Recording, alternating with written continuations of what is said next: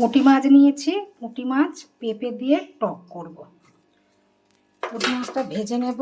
কড়াইতে তেল গরম হয়ে গেছে, সর্ষে ফোড়ন দিচ্ছি। এবারে হচ্ছে পেঁপে পাতলা পাতলা করে কেটে রেখেছি, পেঁপেটা দিয়ে দিচ্ছি।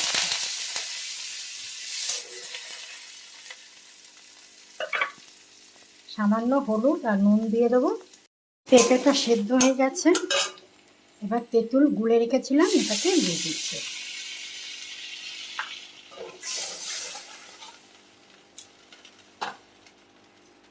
নুন হলুদ দিয়ে দিয়েছিলাম, এবার ঢাকা দেব। এবার পুঁটি মাছটা দিয়ে দিচ্ছি।